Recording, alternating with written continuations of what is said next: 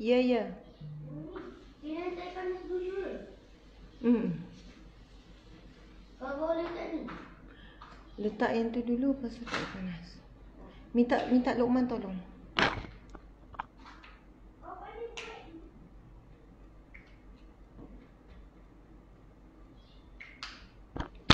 A'udzubillahi minasyaitanirrajim. Bismillahirrahmanirrahim.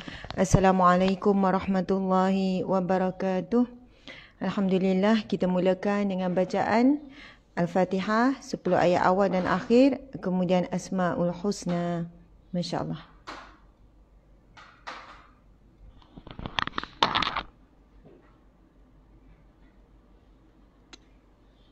Bismillahirrahmanirrahim.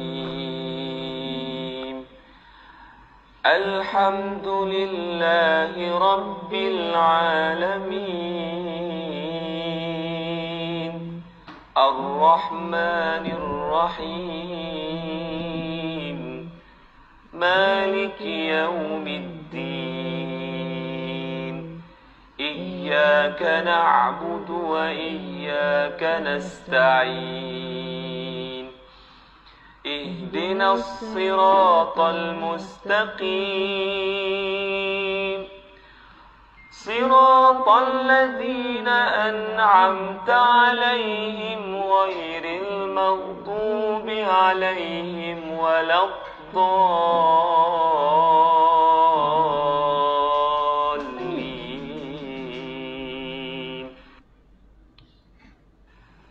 بسم الله الرحمن الرحيم.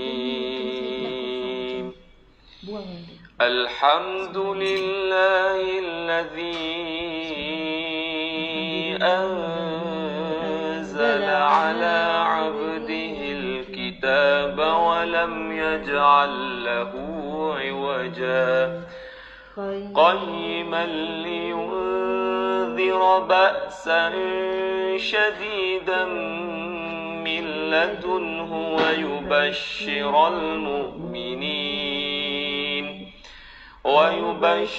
المؤمنين الذين يعملون الصالحات أن لهم أجرا حسنا ماكثين فيه أبدا وينذر الذين قالوا اتخذ الله ولدا ما لهم به من علم ولا لآبائهم كبرت كلمة تخرج من أفواههم إن يقولون إلا كذبا فلعلك باخع نفسك على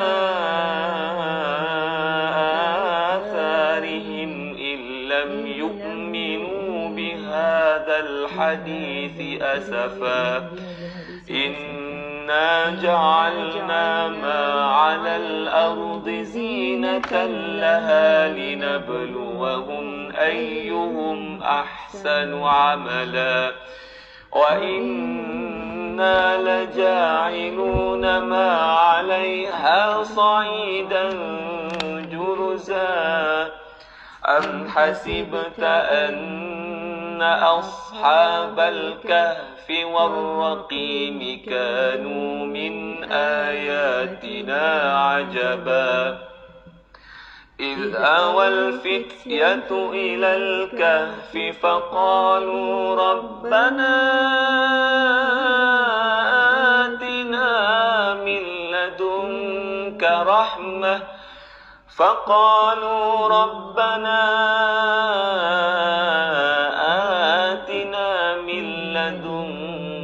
رحمة وهيئ لنا من أمرنا رشدا وعرضنا جهنم يومئذ للكافرين عرضا الذين كانت أعينهم في غطاء عن ذكري كانوا لا يستطيعون سمعا أفحسب الذين كفروا أن يتخذوا عبادي من دوني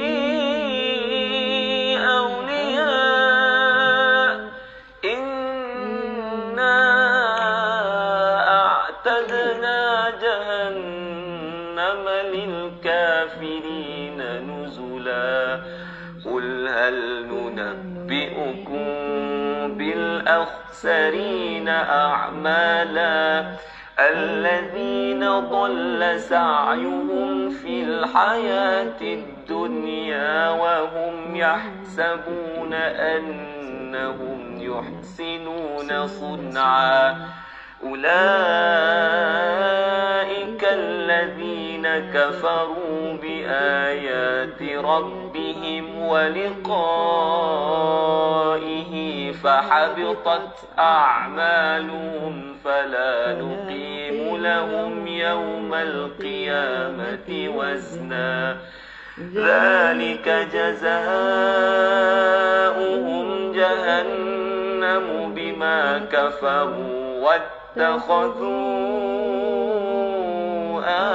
آياتي ورسلي هزوا إن الذين آمنوا وعملوا الصالحات كانت لهم جنات الفردوس نزلا خالدين فيها لا يبغون عنها حولا قل لو كان البحر مدادا لكلمات ربي لنفد البحر قبل أن تنفد كلمات ربي ولو جئنا بمثله مددا قل إنما أنا بشر مثلكم يوحى إلي أنما إلهكم إله واحد فمن كان يرجو لقاء ربه فليعمل عملا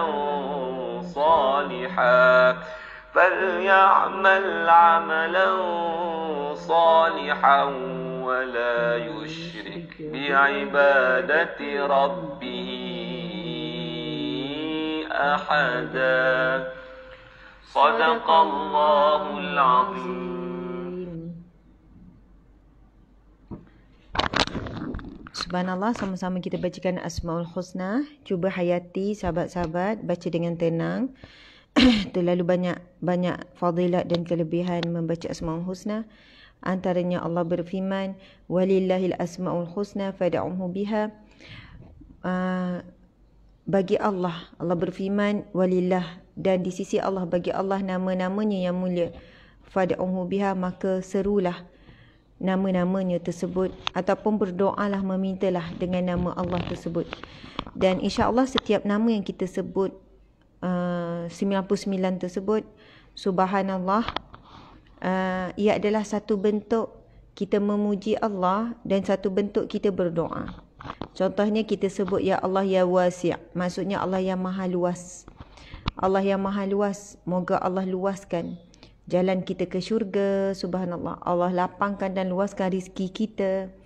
Bila kita sebut Allah yang matin, yang maha teguh, moga Allah teguhkan hati kita istiqamah di jalan kebaikan. Moga Allah teguhkan kita di jalan dakwah dan sebagainya. Begitulah juga nama-nama Allah yang lain, semuanya ada maksud-maksud yang begitu indah. Jadi bila kita baca, tuan-puan sekalian, kita seru dan kita sebut nama Allah setiap satunya, akan memuji sifat Allah Subhanahu Wa Taala. Lalu insya-Allah tanpa kita menyebut pun apa hajat kita, bila kita sebut ya Razak, kan, Ar-Razak yang Maha memberi rezeki, maka mudah-mudahan Allah kurniakan kita rezeki yang barakah. Okey, insya-Allah sama-sama ya sahabat-sahabat. Bismillahirrahmanirrahim.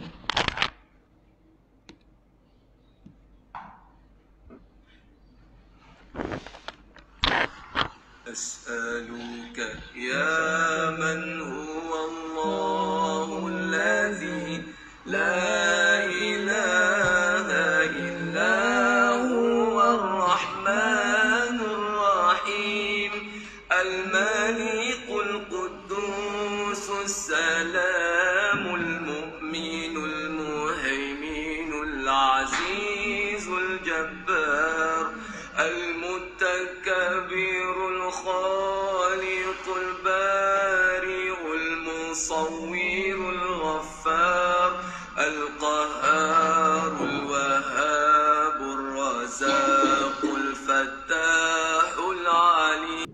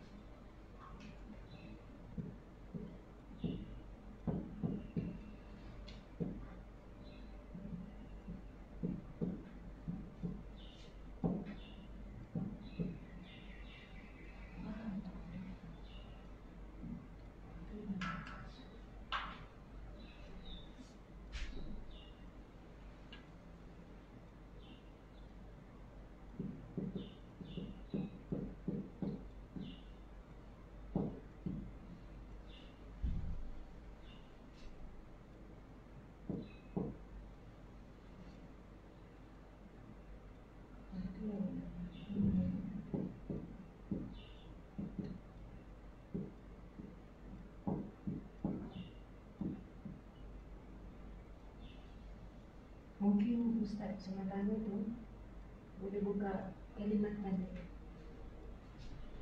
Ustaz. Subhanallah, subhanallah, alhamdulillah, Allahu akbar. Tak rendah ke Ustaz? Macam rendah je. Okey.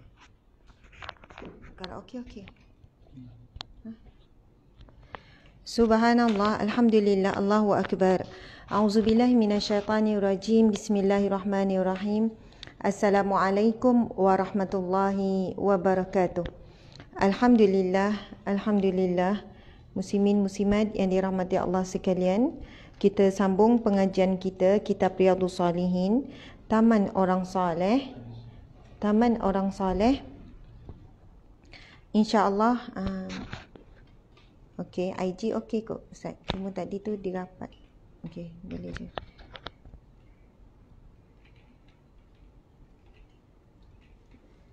Okey. Taman Orang Soleh, siri yang ke-41. Tak silap, betul ke? siri ke-41. Masya Allah. Ya, nanti tak ditulis lagi. Jadi tuan-puan sekalian, insya Allah pagi ni kita akan sambung hadis Nabi yang ke-7 dalam bab sabar, dan ia merupakan hadis yang ke-31 dalam kitab Riyadhus Salihin. Jadi jika anda berada pada tangan anda memiliki kitab Riyadhus Salihin yang mana pun, maksudnya versi mana ataupun penerbitan mana, anda cuma boleh cari hadis yang ke-7 dalam bab sabar dan hadis yang ke-31 dalam kitab Riyadhus Salihin. InsyaAllah hadis ini akan menceritakan tentang situasi seorang wanita yang kehilangan orang yang tersayang, yang kematian, dan kemudian bagaimana Rasulullah menerangkan kepada beliau apakah itu sabar, tuan-puan dimati Allah sekalian. Okey, insya-Allah saya nak habiskan menulis hadis ni. Agak panjang juga, tapi tak ada, bolehlah, maksudnya tak panjang sangat.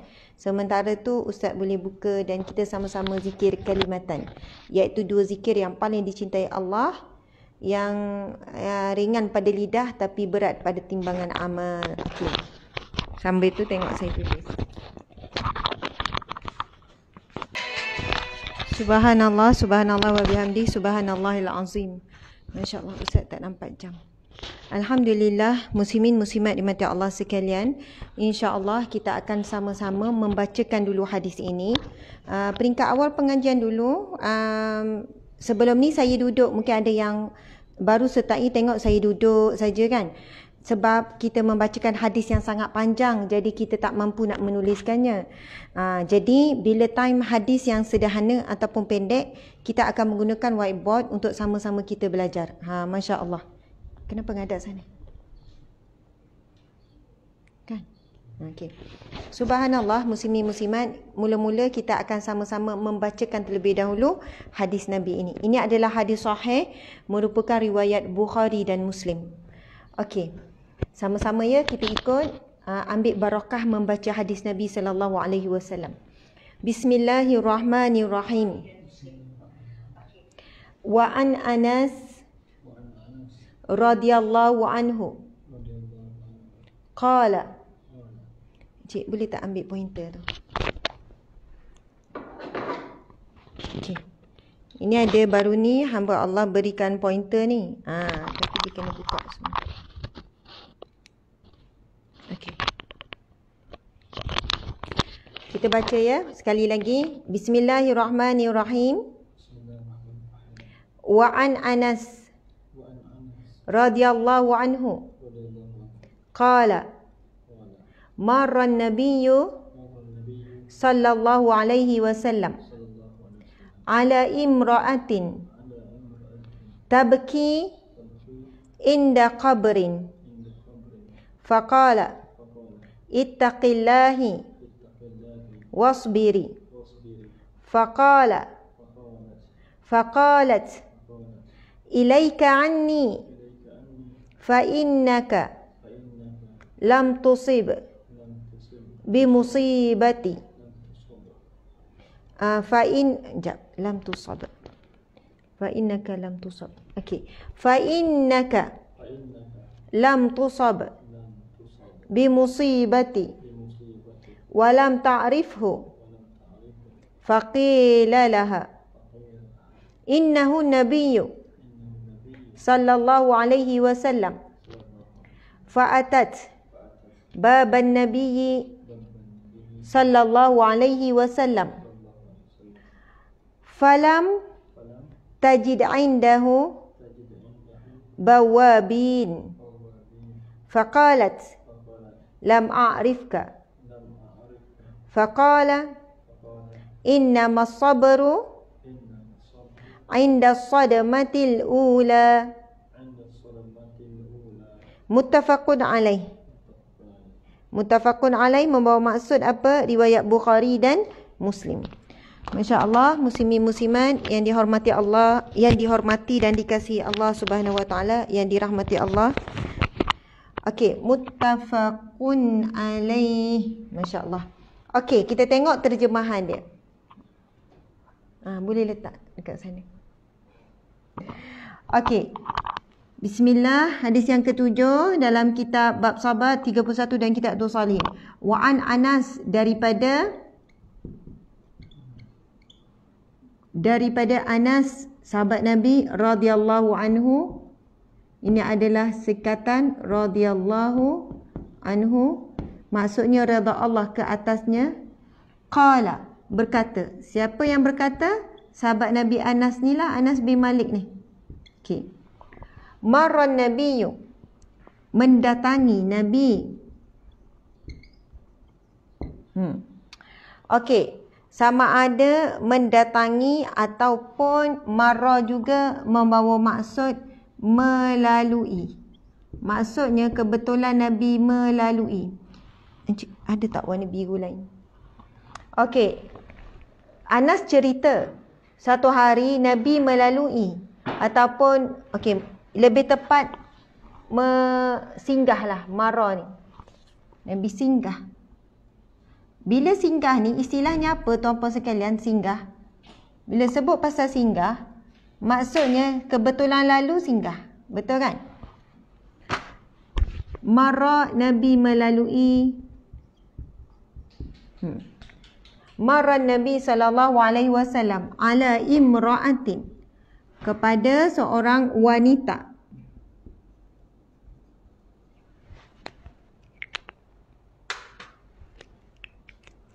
Kepada imra'atin, seorang wanita. Tabki, sedang menangis. Seorang wanita yang sedang menangis inda qabrin, di sisi kubur. Sedang menangis di sisi kubur. Dan sebahagian ulama menyebutkan kubur siapa? Kubur anaknya. Kematian anaknya.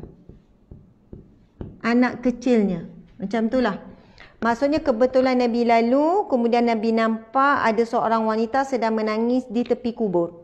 Yang dikatakan kubur itu adalah kubur anaknya. Masya Allah. Dan kebetulan Nabi lalu Nabi bersabda.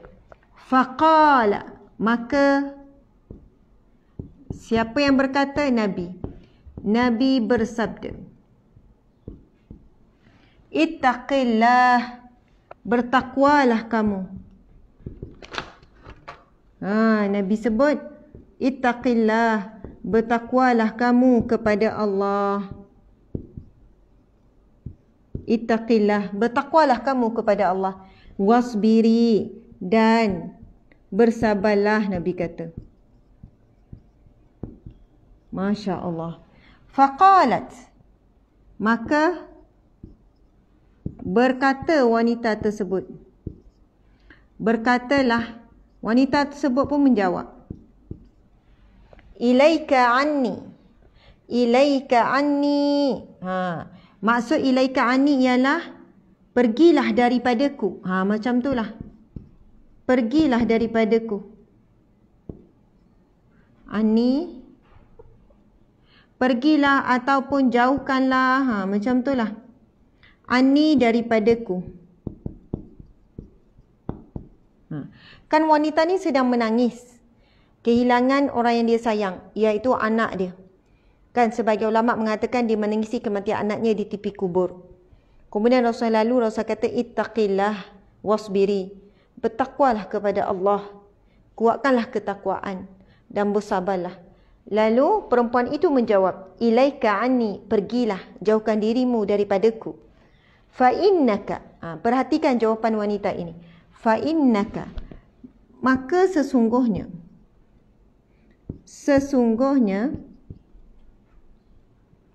dan ayat ni biasa kita guna juga. Maka sesungguhnya kamu, wanita ni sambung lagi. Maka sesungguhnya kamu lam tusab, tidak merasai. Macam itulah. Tidak lam tusab bimusibati. Kamu tidak ditimpa. Kamu tidak ditimpa dengan musibah sepertiku.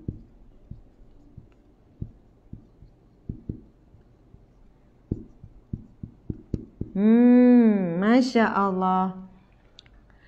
Sahabat-sahabat di mata Allah sekalian, kadang-kadang kita biasa guna ayat bila orang ingatkan kita tentang sabar. Kita kata, kamu tak rasa apa yang saya rasa. Kamu tak lalui apa yang saya lalui. Kamu tak rasa beratnya apa yang aku tanggung. Subhanallah. Rupanya pada zaman Rasulullah pun memang wanita menjawab begitu. Jadi, kenapa hadis ini sampai kepada kita hari ini? Untuk melihat apakah teguran Nabi kepada perkataan seumpama ini. Masya Allah. Okey, wanita ni kata, sesungguhnya kamu tidak ditimpa musibah sepertiku. Soalnya kamu tak rasa apa yang aku lalui. Okey, walam ta'rifu, dan tidak diketahui. Jawapan perempuan ni sampai sinilah. Dan tidak diketahui itu Nabi. Wanita ni masa jawab, dia tak tahu itu Nabi SAW. Beliau tak tahu. Zaman tersebut, kan, walaupun maksudnya mungkin ada sebahagian wanita yang tidak pernah berhadapan dengan Nabi secara direct. Mungkin dia dapat hidayah ataupun risalah ataupun apa-apa ilmu melalui orang tengah ataupun dia isteri seseorang, wallahu alam. Tapi beliau sebenarnya tak kenal itu adalah Nabi SAW. Faqila laha, maka dikatakan kepadanya. Maksudnya masa tu ada orang lain dikatakan kepadanya. Maksudnya masa tu ada orang lain yang melihat wanita ini jawab macam tu pada Nabi. Agak kasar kalau kita tengok. Lepas tu ada orang yang berkata kepadanya, innahu nabiyyu sallallahu alaihi wasallam. Sesungguhnya itu Nabi sallallahu alaihi wasallam. Itu Nabi. Kemudian ada orang bagi tahu kepada wanita ni, itu Nabi yang kamu jawab tadi, itu Nabi. Fa'atat baban Nabi, maka dia pun fa'atat ni mendatangi ataupun pergilah, ataupun pergi baban Nabi. Baban Nabi maksudnya pintu rumah Nabi. Pergi ke rumah Nabi dengan rasa bersalah ni, ke pintu rumah Nabi SAW. Falam tajid, dan tidak didapati. Falam tajid maksud dia tidak didapati. Indahu bawabin, di sisinya penjaga pintu. Bawabin, penjaga, pengawal. Macam itulah. Tak ada siapa-siapa lah penjaga pintu ataupun kita sebut pengawal. Okey. Faqalat, maka berkatalah. Siapa berkata? Wanita. Faqalat. Sebab ini ada mu'annas ta ni. Berkatalah wanita itu. Maka berkatalah wanita itu. Lam a'rifka. Tidak aku tahu. Lam tu tidak. Ni aku, saya. Tidak aku, tidak saya. Kenal kamu ya Rasulullah. Kenal kamu. Macam tu. Tidak aku kenal kamu ya Rasulullah. Faqala, lalu Nabi menjawab. Faqala, maka Nabi bersabda. Perempuan ni, dia pergi jumpa Nabi, dia kata, aku tidak kenal kamu ya Rasulullah. Kemudian Rasulullah pun menjawab, bersabda, innamas sabru, sesungguhnya sabar. Sabar itu, Nabi kata, inda sadamatil ula, ketika pukulan pertama. Masya Allah. Allahu Akbar. Ini jawapan Nabi kepada wanita tersebut. Sebab ada daripada riwayat yang lain menceritakan, dia menjawab, dia jumpa Nabi, dia kata, ya Rasulullah, wahai Rasulullah, aku tidak tahu itu kamu ya Rasulullah. Aku tidak tahu ya Rasulullah. Kamu yang menegurku tadi. Jika aku ketahui, tadi aku tidak sabar ya Rasulullah, sekarang aku telah sabar. Sebahagiannya ada matan hadis menceritakan wanita ini berjumpa dengan Nabi. Aku tidak tahu bahawasanya kamu ya Rasulullah. Tadi tu aku tak sabar dan sekarang aku sabar ya Rasulullah. Kemudian Rasulullah jawab apa? Innamas sabru, sesungguhnya sabar itu, inda sadamatil ula, ketika pukulan pertama. Masa kamu kena ujian tu, kamu terus sabar. Soalnya Nabi menunjukkan antara ciri-ciri sabar yang tinggi, ciri-ciri sabar yang murni.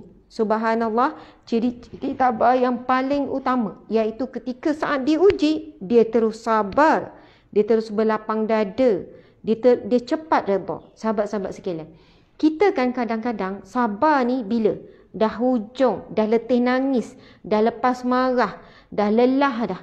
Mungkin selepas 2 hari, selepas 3 hari, barulah hujungnya, ya Allah, aku redha ya Allah. Kadang selepas sebulan, ada orang makan masa setahun, baru betul-betul dia boleh sabar, dia boleh move on, dia boleh teruskan kehidupan. Jadi Masya Allah, ada sebahagian ulama' ataupun kata-kata hikmah, kita menangisi sesuatu ujian ataupun musibah, paling lama 3 hari saja. Paling lama 3 hari. Ada satu kisah seorang sahabat saya. Sebenarnya dia sama-sama antara staf saya. Namanya Siti Hawa. Masya Allah. Kakak dia diuji Allah Subhanahu Wa Taala. Kakak kandungnya. Masya Allah. Ini merupakan anak pertama yang masih kecil. Masya Allah. Allahu Akbar. Allah izinkan saya ziarah kakak dia selepas bersalin. Lepas tu saya sendiri pernah pegang lah baby tu. Saya pernah pegang bayi tu. Masya Allah. Setelah berapa bulan, lamalah. Maksudnya masa saya pergi tu, isi dia wanita ni baru lepas pantang. Kemudian dah lama tak pergi, tak jumpa. Lamalah juga. Sampai baby tu dah pandai merangkak ataupun dah pandai berjalan sikit-sikit. Okey. Satu hari, Masya Allah, sahabat saya ni hubungi saya minta doakan. Minta doakan kekuatan kakak dia. Lalu dia cerita, ada satu hari kakak dia demam. Sakit demam, tak boleh nak bangun. Masya Allah. Jadi si ayah ni bawalah anak kecil ni tidur di ruang tamu. Sebab apa tidur di ruang tamu? Sebab nak bagi mak ni betul-betul rehat. Kan demam, tak larat, nak bagi susu, nak layan anak. Lepas tu takut berjangkit ke apa. Jadi ibu ni tidur dalam bilik. Kemudian ayah dengan baby ni tidur dalam ruang tamu lah, dalam rumah. Yelah, si ayah pun mungkin penat. Lepas tu tidur. Bangun pagi besok, sebelum subuh, cari-cari baby tak jumpa. Cari baby tak jumpa, rupanya terlungkup dalam satu baldi. Mungkin dia nak main air, dia naik, terlungkup dalam baldi dalam keadaan lemas dan telah pun meninggal dunia. Subhanallah, Allahu Akbar. Kemudian dia kata, Ustazah, Alhamdulillah, ayah saya menekankan pada kakak. Hari pertama kamu sedih-sedihlah, menangisi kematian anak kecil. Subhanallah. Hari yang kedua, mungkin nak sambung lagi kesedihan, mengumpul kenangan dan sebagainya. Hari ketiga, masa tu, ya boleh lagi lah nak layan sedih. Kan mungkin ada orang tanya khabar dan sebagainya. Tapi dia kata ayah dia bagi masa 3 hari saja. Masuk hari keempat, bukan kena happy, gembira terus, hore-hore tak. Hari keempat, terus bangkit semula. Terus bangkit semula. Seolahnya tutup, kunci, ikat, subhanallah, kenangan itu pada satu tempat. Kunci, kenangan dan kepahitan itu pada satu tempat. Kehidupan perlu diteruskan. Masya Allah. Dia kata, Ustazah, bila ayah letak waktu pada kakak, dia nampak memang cepat kakak dia move on. Padahal itu anak, ialah anak yang pertama, anak yang disayangi, yang dinantikan sekian lama. Subhanallah. Jadi, ayah dia letak mindset, tak apa. Dia nak sedih, dia nak nangis, dia tak lalu makan ke apa ke, tak apa. Bagi dia waktu. Pasal hari kedua, pasal hari ketiga, hari keempat, saya kata hari ini, pandanglah nikmat Allah yang lebih besar. Perkara yang dah berlaku, kan, apa yang Allah takdirkan telah pun berlaku. Apa yang Allah inginkan, kehendaknya telah pun berlaku. Kita tidak mampu untuk mengembalikan walau apa jua cara. Yang kita boleh buat adalah meneruskan kehidupan. Masya Allah. Jadi, bagi orang yang kuat, masa peringkat awal lagi, Allah dah ambil semula anakku. Contoh, Allah dah ambil semula. Sekejap saja Allah bagi peluang. Mudah-mudahan dia di sisi Allah. Kadang-kadang kita rasa kita sangat baik menjaga anak. Tetapi bagi anak yang telah diambil Allah lagi-lagi waktu kecil, sesungguhnya Allah ya wali yang maha menjaga. Allah lah sebaik-baik penjaga. Masya Allah, bertemu kembali di syurga. Ada satu hadis Nabi SAW, sahabat-sahabat sekalian, digambarkan anak-anak kecil yang meninggal dunia ini, bila di mahsyar kelak, dia akan mencari-cari ibu dan ayahnya. Dia memegang-megang dan menarik-narik pakaian ibu ayahnya. Subhanallah. Ataupun menarik-narik tangan ibu dan ayahnya. Dan ketika itu anak kecil ini meminta dengan Allah, Ya Allah, Engkau telah pisahkan aku dengan ibu ayahku di dunia, maka janganlah Engkau pisahkan lagi kami di sini. Subhanallah. Sebab itu ujian yang berat sebenarnya seorang ibu ayah yang kehilangan anak waktu kecil ataupun ketika remaja. Sebab kalau ikut lumrah alamnya, yang pergi dulu mak ayah lah. Tetapi hari ini tak kira usia. Kalaulah anak pergi dahulu, Masya Allah, dalam keadaan kita berduka dan bersedih, di sana ada khabar gembira sebenarnya. Anak ini akan menjadi satu tarikan untuk kita ke syurga Allah. Dia akan merayu, meminta dengan Allah, jangan pisahkan kami di sini, sebagaimana Engkau memisahkan kami di dunia. Masya Allah, umpama begitulah sahabat-sahabat sekalian. Namun kita nak pergi semula kepada hadis ni, kita nampak ya wanita dengan emosi menangis tanpa melihat siapa yang memberi nasihat. Ittaqillah, bertakwalah kamu kepada Allah, Nabi pesan. Wasbiri, dan bersabarlah. Kemudian ya, emosi wanita, lalu dia menjawab tanpa dia melihat siapa yang menegur tu, siapa yang nasihat tu. Wanita ini jawab apa? Pergilah daripadaku, hindarkanlah dirimu daripadaku, jauhkan daripada aku. Kamu tidak menimpa apa yang aku, seperti yang aku timpa. Kau tak rasa, kamu tidak rasa apa yang aku rasa. Walam ta'rifu, dan dia tidak tahu itu Rasulullah sallallahu alaihi wasallam. Kemudian ada orang bagi tahu itu Nabi. Fa'atat baban Nabi sallallahu alaihi wasallam, dia pun pergi cepat ke rumah Nabi. Falam tajid indahu bawabin, tak ada masa tu pengawal jaga pintu kan, tak ada pengiring Rasulullah. Faqalat lam a'rifka, aku tidak tahu ya Rasul, saya tak tahu pun itu kamu. Lalu Nabi menjawab ini, innamas sabru inda sadamatil ula. Subhanallah, sahabat-sahabat dimati Allah sekalian, beberapa pengajaran daripada hadis ini, Masya Allah. Kalau kita tengok, Nabi bersabda, bertakwalah kepada Allah dan bersabarlah. Imam Al-Qurtubi radhiyallahu anhu berkata, yang jelas adalah pada tangisan wanita tersebut terdapat kadar yang lebih daripada yang dibenarkan oleh syarak, seperti meratap dan lain-lain. Jadi tuan-puan sekalian, bukannya hadis ini menunjukkan Rasulullah larang wanita itu menangis ataupun lelaki menangis. Sedangkan Rasulullah sendiri ketika kematian anak-anak pun menangis. Ketika kematian Sayyidatina Khadijah juga menangis. Dan ada lagi keadaan lain yang Nabi SAW menangis. Ketika kematian Sayyidina Hamzah dan kematian ada sahabat-sahabat Nabi. Jadi menangis itu bukan tanda kelemahan. Menangis juga adalah satu sunnah para Nabi. Kan, ramai para Nabi yang menangis, ada yang sampai buta mata. Iaitu Nabi Yaqub alaihi salam. Dan semua para Nabi, rutin mereka adalah kuat menangis. Menangis kerana Allah. Menangis takutkan azab Allah. Menangis rindukan Allah, rindukan syurga Allah. Allahu Akbar. Berbeza dengan kita mungkin menangis kerana sesuatu yang menyentuh emosi dan sebagainya, bukan tangisan keinsafan terhadap dosa dan maksiat yang kita lakukan. Itu tangisan paling mahal. Siapa yang menangis semata-mata kerana Allah, maka ada hadis Nabi yang menyebutkan, la tamassahu narun abada. Dua mata yang menangis kerana Allah, semata-mata kerana Allah. Mungkin bila kita dah suci hati, bersih, ada waktunya bila baca Al-Quran, menangis. Kita kata, bila tanya kenapa menangis? Tak ada apa, memang entahlah, bila baca Quran memang rasa sebab. Lepas tu menangis, kenapa? Rasa rindu nak balik kepada Allah. Subhanallah, ada saya jumpa orang macam ni. Dia tak sabar-sabar tuan-puan sekalian. Menunggu-nunggu.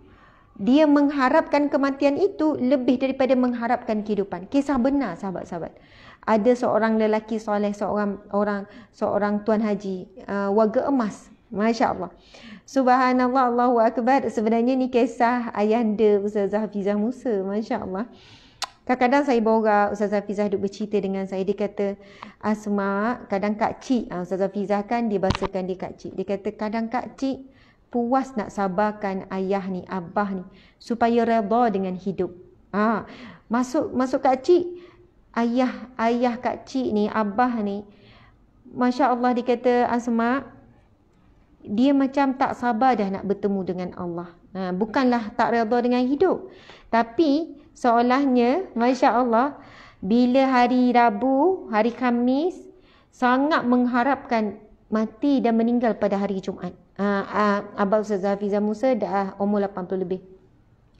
Dia mesti rasa macam dia dah tak sihat, dia dah tak kuat, dan selalu akan bagi tahu anak-anak, dah tak lama dah ni, waktu ayah nak tiba dah ni. Dia sangat mengharapkan kematian pada hari Jumaat. Masya Allah. Kemudian bila hari Jumaat masih lagi hidup, masih lagi tidak kembali kepada Allah, kacik kata dia akan sihat balik hari Sabtu, hari Ahad. Sebab dia fikir dia kena sihat dan kuat, sebab dia nak meninggal hari Jumaat juga.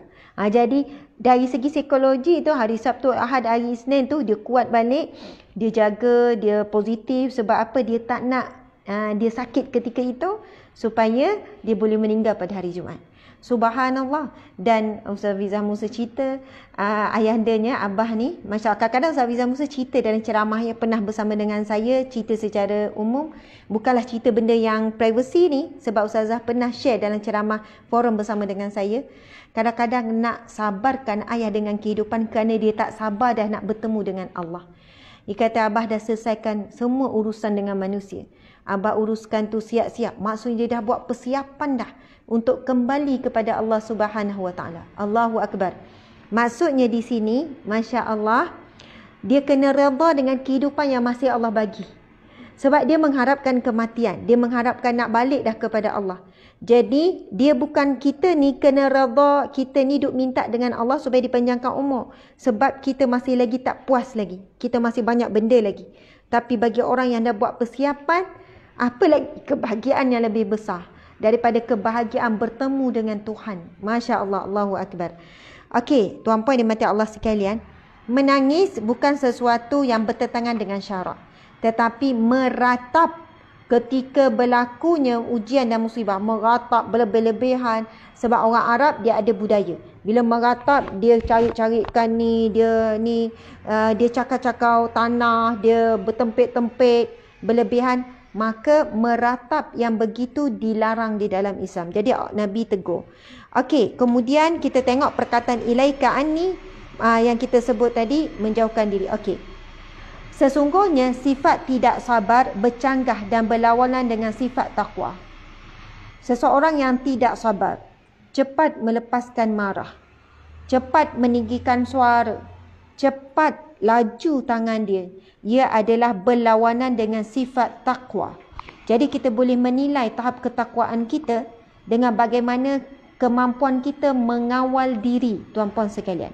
Okey, pengajaran hadis yang pertama. Pengajaran hadis yang kedua, kesabaran yang pemiliknya dipuji dan diberi pahala atasnya ialah yang ada ketika seseorang itu dikejutkan oleh sesuatu musibah pada awal timpanya, berlainan daripada yang ada selepas itu, kerana musibah itu akan dilupakan setelah berlalu sejumlah hari tertentu. Masya Allah.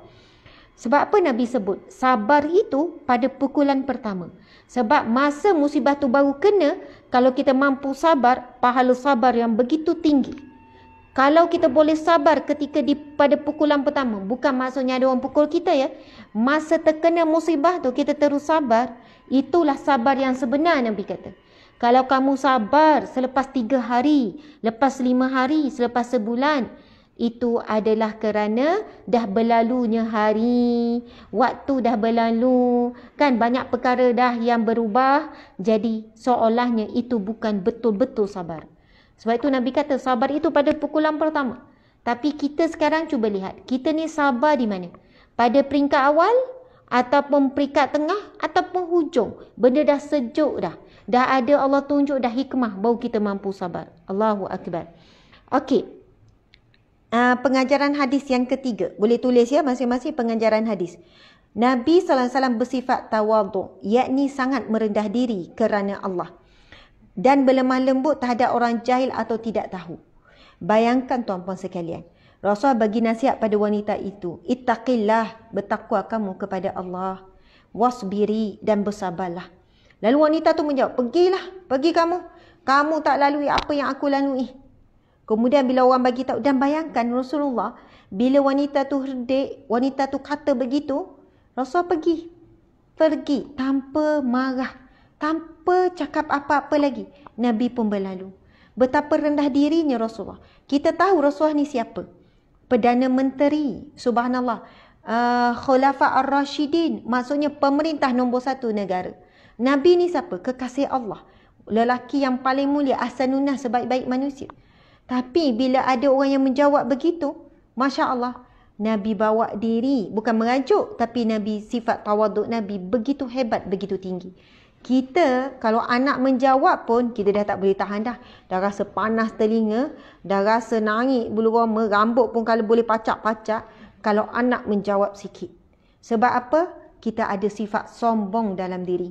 Kita rasa kita sempurna, kita rasa kita lebih baik daripada anak. Kita boleh menguasai anak, subhanallah. Kadang kita bercakap dengan suami cakap, kita menjawab. Kadang jawapan tu kita tahu kerana hawa nafsu, kerana kita tak fikir panjang. Subhanallah.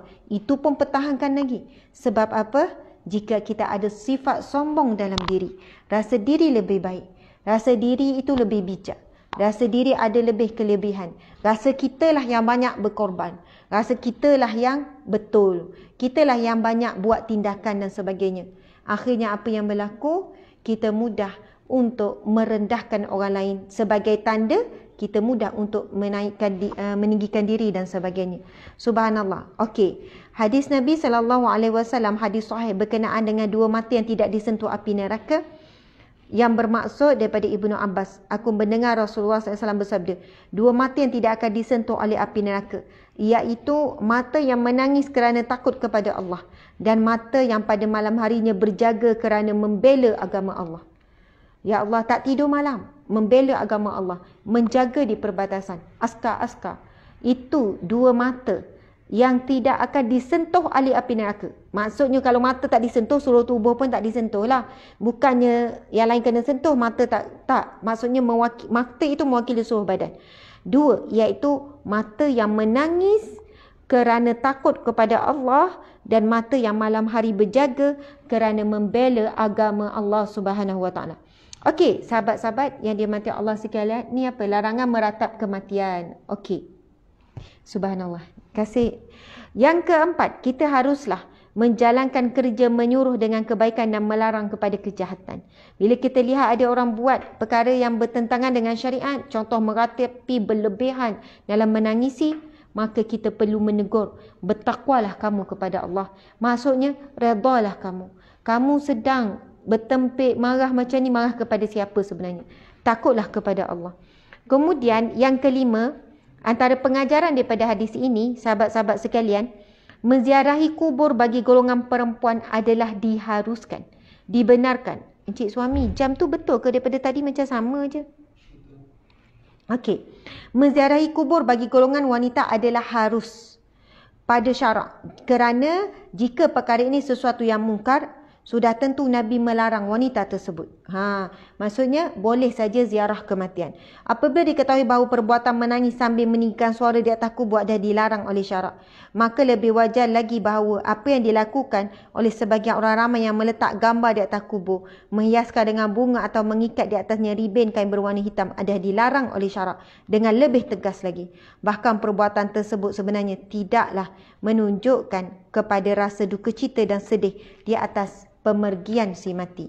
Subhanallah, Allahu Akbar. Muslimin muslimat dimati Allah sekalian, itulah antara pengajaran daripada hadis yang kita bacakan tentang bab sabar. Kita cuba ubah selepas ini, kita cuba latih diri. Kita cuba latih diri, antaranya bila rasa nak marah, jangan lepas lagi. Diam, tahan diri, jangan lepas lagi. Tapi kalau kita bila nak marah terus lepas, sama ada tulis, sama ada cakap, sama ada perbuatan, maka kita tidak dapat upgrade diri kita dalam bab sabar. So bila marah je lepas, bila marah je lepas. Subhanallah, dan ramai orang menyesali apa yang dia katakan ketika marah. Ramai orang menyesali apa yang dia lakukan ketika marah. Ramai orang menyesali keputusan yang dia buat ketika marah. Sebab waktu marah, Nabi sebut marah itu daripada syaitan dan padamkanlah ia dengan air. Nabi suruh berwuduk. Tapi mungkin kita tak kuat nak pergi mengambil wuduk ketika saat kita sedang marah. Jadi antara yang kita boleh buat selepas ini, nak marah anak ke, nak marah suami ke, nak marah staff ke, nak marah siapa-siapa ke, tarik nafas dulu, tahan. Dah rasa macam tenang, barulah marah. Macam tu saya. Ya, kadang-kadang bila kita menahan marah, menangguhkan untuk marah, kita dah tak jadi marah. Dan yang lebih baik, kita cakap lepas tu bukan dengan marah, tapi dengan teguran. Memang beza teguran dengan marah. Okey. Contoh, seorang isteri. Bila dia nampak ada stokin bergulung. Ada stokin bergulung ni. Lepas tu kan, kalau marah, dia akan terus sound. Dia terus bertempik. Stokin siapalah ni bergulung ni, tak reti ke ni. Padahal dia sendiri tahu tu stokin siapa. Dia tahu tu stokin suami dia. Tapi dia buat-buat tanya. Stokin siapa ni bergulung ni, dah letih lah nak pesan ni. Macam tu lah kan dia bebel-bebel. Masya Allah. Tapi sekuat mana pun bebel, kadang-kadang ulang lagi tuan-puan sekalian.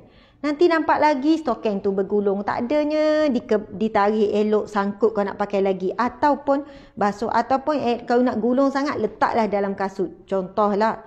Ini tak bergulung, letak pula dekat tepi-tepi. Memang mata tu nampak.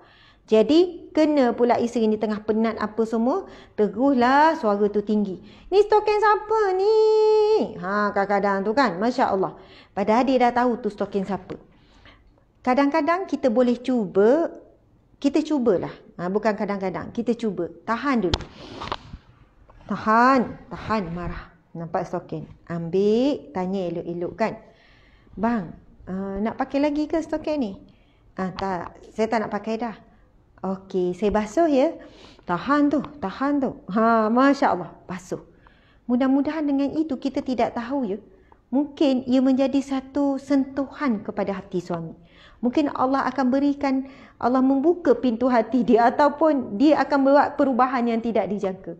Lepas pada tu dia tak ada dah. Dia tak ada dah, tinggalkan stokin dia. Ini saya bagi contoh saja. Nampak benda tu kecil tapi boleh jadi gaduh tuan-puan sekalian. Sebab apa? Hasil daripada kesabaran tu. Allah melihat kita dah berjaya sampai level benda yang kita tak boleh sabar pun kecil tu, kita dah boleh sabar dan kita respon dengan baik. Lepas tu Allah bisik pada hati suami tu rasa bersalah dan dia dah tak buat lagi dah. Masya Allah. Pandai dah dia letak kau nak basuh, mana nak pakai balik dia sangkut ataupun dia letaklah pada tempatnya. Sebab setiap kesabaran tu Allah mesti beri ganjaran. Pahala, kebaikan mesti ada sesuatu Allah akan beri di sebalik kesabaran. Dan mana tahu sebab dia sabar tak marah stokin tu, petang tu tiba-tiba adalah sampai. Sampai apa? Food Panda. Bang, saya tak ada order. Saya order untuk awak. Apa dia? Apa ya semalam? Pavlova nama. Pavlova. Masya Allah. Saya suka juga Pavlova. Rasa dah setahun kau tak makan. Masya Allah. Jadi petang semalam kan, hari Senin kan sekarang Muharram. Tiba-tiba lah encik suami tanya. Nak makan apa? Kita ni happy lah. Kita dah pesan. Jangan tanya saya nak makan apa kan. Masya Allah. Lepas tu seronoklah dapat makan. Ini contoh saja. Sebab kita sabar tu, petang tu Allah bagi ilham pada suami. Kan? Supaya menggembirakan hati kita. Sebab dia kata, ya Allah, isteri aku tak marah. Biasanya marah kan. Macam tu.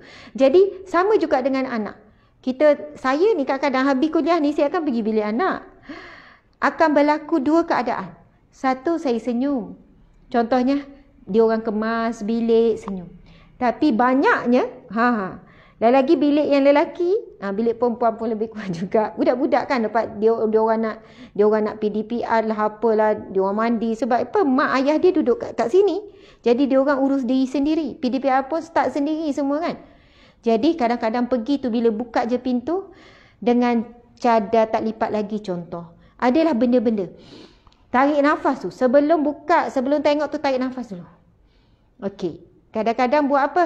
Mulut tu diam je. Anak pun tengok Umi masuk bilik. Kita pun lipat, kita pun susun. Dia lagi rasa bersalah bila tengok kita buat. Subhanallah. Mulalah dia kata, Umi tak apa. Nanti Luqman buat. Nanti Imran, nanti Sofwan buat. Tak apa Umi, tak apa.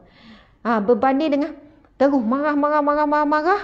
Dia pun mungkin dah letak dalam minda, Umi tu kejap je marah tu, marah. Jadi, kenapa kadang kita fikir kenapa ulang lagi? Kenapa benda tu berulang lagi? Kemungkinan sebab kita belum pas lagi ujian yang sama. Maksudnya, Allah uji kita dengan bila anak bersepah, kita belum lulus lagi menerima keadaan itu dengan sabar dan tegur dengan baik. Maka ujian yang sama berulang dalam kehidupan kita. Jika kita belum lulus ujian Allah, soalannya ujian yang sama akan sentiasa berulang sehingga kita lulus. Yang mana Nabi sebut, sabar itu pada pukulan pertama. Ketika ditimpa, ketika kita dihadapkan dengan sesuatu yang menguji sabar, masa tu terus sabar. Tarik nafas, terus kumpulkan kekuatan untuk menuturkan kata-kata yang baik, untuk mengawal nada suara, untuk mengawal tindakan tangan ni kalau boleh, geram ni kan, rasa nak cubit ke, rasa nak apa ke, subhanallah tuan-puan sekalian. Jadi insya-Allah kita akan cuba latih diri kita untuk mengawal kemarahan dan cuba membentuk jati diri sabar. Bila dah biasa sabar, dah tak susah dah nak sabar. Kan? Sampai orang pula tak puas hati dengan kita. Kau ni sabarnya, kalau aku jadi engkau lah. Sampai orang tak puas hati pula. Sebab apa? Cool dan cepatnya kita mengawal diri kita dalam situasi yang tidak dijangka. Subhanallah, Allahu Akbar. Jadi sebenarnya ada doa pasal sabar. Boleh tak Ustaz cari? Ustazah, macam mana nak boleh sabar ni Ustazah? Okey, kita tengok dekat sini pula, Encik Suami. Doa yang paling ringkas, doa untuk jadi seorang yang penyabar paling ringkas. Nanti Ustaz tolong cari doa yang tak ringkas ya. Iaitu banyakkan sebut nama Allah. Ada 2 nama Allah. Silau. Okey, ini Encik. Okey. Nama Allah yang nombor 99 nama apa? Ya Sabur.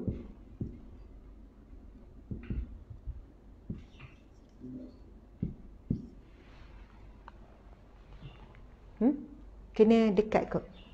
Ya Sabur. Ya Saburun. Ya Saburlah. Yang kedua, nama Allah Asmaul Husna. Ini kita share nama Allah Asmaul Husna ya. Senang tuan-puan sekalian. Ya Mu'min. Subhanallah. Boleh je kau nak tambah Ya Latif.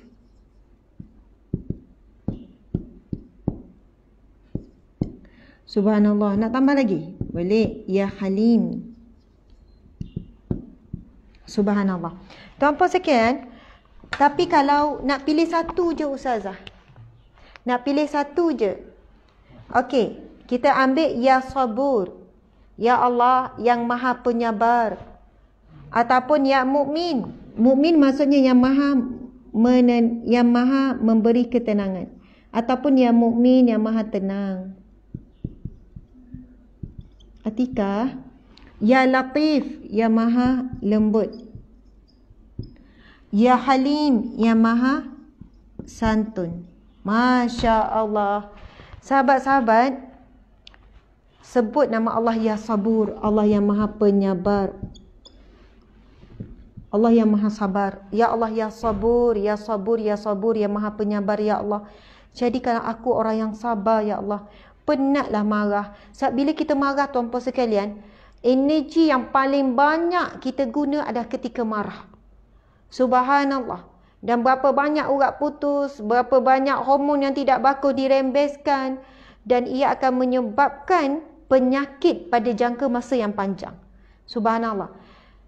Ya, kita kata macam mana tak marah Ustazah, saya stres, saya tertekan, saya penat. Ya, kita memang tak boleh lari daripada penat, stres, tertekan. Itu adalah ujian bagi kita. Tapi kita kena belajar bagaimana untuk mengawal diri kita daripada marah. Kerana marah sebenarnya bukan sekadar menyakiti orang yang kita marah. Tetapi sebelum menyakiti orang yang kita marah, marah itu memberi kesan yang sangat negatif kepada diri kita, jiwa kita, perasaan kita, dan juga kepada fizikal, mental semua. Masya Allah. Jadi kita minta, Ya Allah, Ya Sabur, Ya Sabur, Ya Sabur, Ya Sabur, Ya Sabur, Ya Sabur. Nak ulang berapa kali? Terpulang. Lepas solat, ulanglah 10 kali. Lepas tu kita puji Allah yang Maha Penyabar. Tuan-puan sekalian, yang Maha Penyabar adalah Allah Subhanahu Wa Taala. Kalau Allah tidak sabar dengan kita, dah lama dah kita ni diazab oleh Allah. Kerana kita terlalu banyak maksiat. Kita menangguhkan untuk buat amal soleh. Kita terlalu kufur dengan nikmat Allah. Sebab buktinya bila diuji, kita fokus pada ujian, kita lupa dah waktu yang sama Allah masih meneruskan nikmatnya kepada kita. Jadi kadang-kadang tu kita kufur, kurang bersyukur pada Allah. Nak bangun malam pun kita tak berkuat untuk mengangkat selimut, untuk nyentuh air pada pukul 3 pagi, 2 pagi, 4 pagi sebagai tanda syukur kepada Allah. Tapi sabarnya Allah menanti kita kembali kepada dia. Sabarnya Allah melihat perangai kita yang selalu kufur dengan nikmat. Sebab itu Allah lah yang maha penyabar. Sedangkan Allah lah yang beri semua. Allah beri apa yang kita nak. Apa yang kita minta waktu kecil, Allah dah bagi dah sekarang. Masa kita minta waktu remaja, angan-angan kita dah dapat pun sekarang. Dan bila manusia kita ni dapat apa yang kita minta, manusia mula lupa kembali kepada yang memberikannya. Sebab itu Allah lah yang maha penyabar. Sangat sabar dengan makhluknya, terutamanya manusia. Jadi kita minta dan memuji nama Allah. Sebab itu Allah berfirman tadi, walillahil asmaul husna, bagi Allah nama-namanya yang mulia, fad'uhu biha, maka mintalah dengan nama-nama tersebut. Kita nak apa? Ustazah, saya struggle untuk jadi orang yang sabar. Saya nekat untuk jadi orang yang sabar. Sebab tuan-puan sekalian, ada satu pintu syurga namanya Babus Sabr, pintu sabar. Dan antara laluan utama manusia nak ke syurga Allah adalah melalui laluan sabar. Allah berfirman, bismillahirrahmanirrahim, innama yuwaffas sabiruna ajrahum bighairi hisab. Sesungguhnya dicukupkan pahala sabar itu, yuwaffas sabiruna ajrahum, pahalanya bighairi hisab, tanpa dihisab, tanpa boleh dihitung, tanpa boleh dikira. Maksudnya besarnya pahala orang-orang yang bersabar. Subhanallah. Tuan-puan dimati Allah sekalian, ya sabur, yang maha penyabar. Siapa yang nak sambung dengan nama Allah ya mukmin pun boleh. Bukan tenang ya, tenang. Ya mukmin, amanah, tenang, aman, aman, aman. Amanah, aman. Ya mukmin, Allah yang maha tenang. Subhanallah. Kita puji nama Allah ya mukmin yang maha tenang ya Allah. Maka berikanlah hatiku ketenangan ya Allah. Hatiku susah hati ni ya Allah. Kemudian kita minta ya Latif ya Allah yang maha lembut. Lembutkanlah hatiku. Lembutkanlah kekerasan hatiku ya Allah. Lembutkanlah hati suamiku contoh. Lembutkanlah hati anak-anakku ya Latif, ya Latif, ya Latif. Ya Halim pula. Subhanallah, siapa yang nak jadi anak dia lemah lembut, anaknya santun, seorang yang sopan santun, gabung dua nama Allah ni. Ya Latif, ya Halim. Halim ni penyantun. Subhanallah, beradab sangat. Yang Latif tu lembut, tak berkasar. Subhanallah. Ya Halim, Allah yang maha penyantun. Jadi kita minta ya Allah ya Halim yang maha penyantun. Jadikanlah anak-anakku seorang yang sopan santun ya Allah, yang berakhlak mulia ya Allah. Masya Allah. Inilah di antara kaedah kita beramal dengan Asmaul Husna. Okey, jadi saya kira masa kita dah habis. Saya sebenarnya tak tunaikan janji, tapi janji tu boleh ditunaikan pada waktu lain. Maksudnya bukan tak tunaikan terus. Malam tadi kan saya ada kata kita akan share doa untuk dapat cinta. Cinta Allah dan cinta manusia. Maksudnya doa yang diajarkan oleh Rasulullah. Jadi insya-Allah kita akan share doa itu pada pagi besok. Jadi to be continue, stay tune. Jangan terlepas kuliah kita pagi besok insya-Allah. Lepas tu yang kedua, kita akan share juga doa untuk dapat sabar. Doa ini daripada firman Allah, Ustaz Firman Allah ke hadis Nabi? Okey, firman Allah surah Al-Araf, bagaimana doa untuk jadi orang yang sabar. Kemudian saya akan share juga sebab ada permintaan Sayyidul Istighfar yang kita sebut semalam. Jadi alhamdulillah tuan-puan sekalian, terima kasih banyak-banyak. Mohon maaf salah dan silap. Mudah-mudahan ada kebaikan, ada sesuatu ilmu yang kita dapat hari ini dan kita sama-sama bernekat insya-Allah. Okey, jangan lupa pada pukul 10.30 pagi ini sehingga 11.30 pagi, 2 jam saja kita akan bicarakan tentang hijrah seorang wanita. Hijrah seorang wanita. Jadi insya-Allah saya akan mengupas dari sudut apakah yang perlu dihijrahkan, kemudian contoh-contoh hijrah wanita yang telah berhijrah di zaman Rasulullah dan ataupun zaman sekarang. Kita boleh tengok hari ni ramai artis berhijrah, kita sangat syukur. Mudah-mudahan follower pun boleh ikut sama mereka berhijrah. Sekian, saya mohon maaf salah dan silap. Terima kasih pada semua. Berjumpa pada 10.30 pagi sekejap lagi yang bertajuk Hijrah Seorang Wanita. Terima kasih. Kita tangguhkan kuliah kita dengan tasbih kafarah dan surah Wal-Asr. Bismillahirrahmanirrahim. Subhanakallahumma wa bihamdika asyhadu an la ilaha illa anta astaghfiruka wa atubu ilaih. Bismillahirrahmanirrahim. Wal 'asr innal insana lafi khusr illa alladhina amanu wa 'amilus solihat wa tawasaw bil haqqi wa tawasaw bis sabr. Sadaqallahul azim. Assalamualaikum warahmatullahi